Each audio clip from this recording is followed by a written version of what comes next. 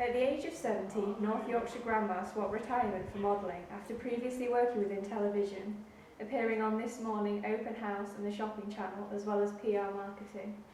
I caught up with Annie Stirk, who models for numerous modelling agencies around Yorkshire. Recently, Annie has taken part in numerous campaigns encouraging women to embrace their looks and age. Okay, so how did you first get into modelling?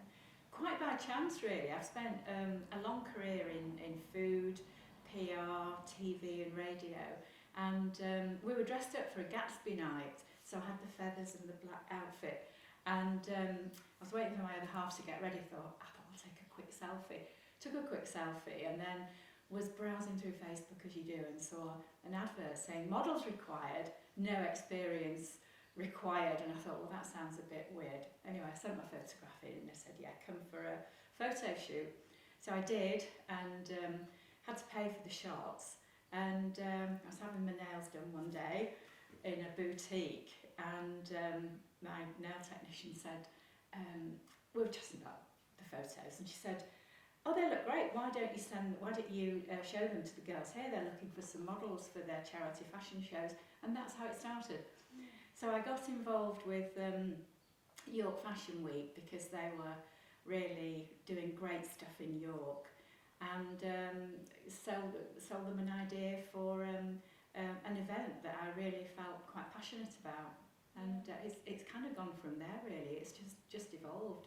So doing little local fashion shows and photo shoot for a company called Copper and White for their seasonal clothes, and then it's just kind of grown. So I got myself 3 agents. And it's great. I'm really having fun. I'm not earning millions, but maybe one day. Yeah. That's great. So what are some of your most memorable moments doing the modelling? My most memorable moment was appearing on a billboard, or several billboards, as my alter ego, Granny Annie, for a company called Meatless Farm. So it was amazing. It was absolutely amazing. I couldn't believe it really. And the nearest one I could get to was in Leeds.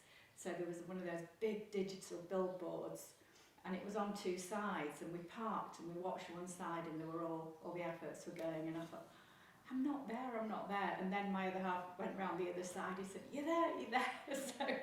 So I did the usual thing, went round, and when my image, Granny Annie Meatless Farm, popped up, I was there doing my pose. That was like pinch yourself moment really, to be on a billboard in Birmingham and London and Battersea. That's great. Really cool. Do you have any advice for people interested within the industry? I think you've got to really want to do it, and it's really hard. I mean, I'm probably lucky in that I'm doing this at the sort of back end of a career, and a really fantastic career in food and telly and media. Loved it.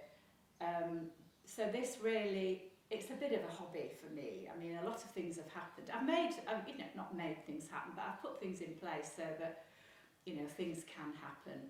But I just think you've just got to be gritty and determined and just go for it. And certainly in the modelling world, don't take no for an answer. Just believe in yourself and just keep going for it, as in anything in life. Yeah, that's really good advice. Can you tell us more about your involvement within the Silver and Sassy campaign? Well, I've had this colour hair for a long time. It started after my daughter was born, and it's always kind of been a bit of a thing. And when I first started to go grey, I hated it, absolutely hated it. It was steely grey, and it wasn't particularly, I didn't like it at all. And so it's kind of always, when you say defined me really. Most of my friends weren't grey, all had proper coloured hair. But then as I got older, it's turned white, and it's become, a bit of a statement. But along the way, I've had issues with being grey, lack of confidence, feeling that, kind of I'm old before my time.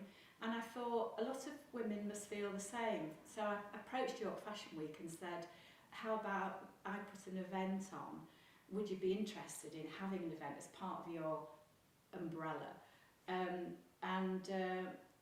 To celebrate women with grey, silver and white hair, and they said, yeah, fantastic, go off and organise it. So I teamed up with a fellow model, Rachel Peru, and then we got on a team together of a makeup artist, a stylist, and we got the event together, and we were about to run it just before the pandemic last March, so it was all pulled, but we're running it again this year on the 30th of September at Goldsborough Hall near Harrogate.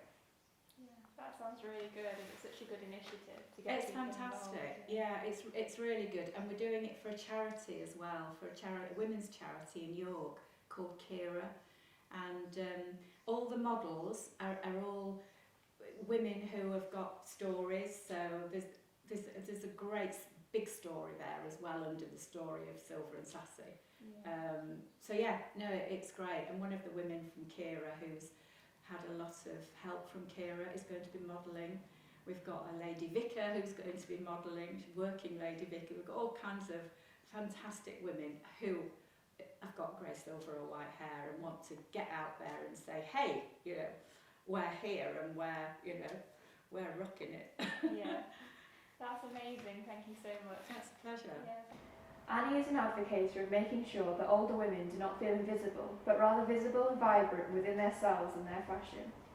She is passionate about older models being taken seriously within the fashion industry, and she feels that she wants people to see real people advertised.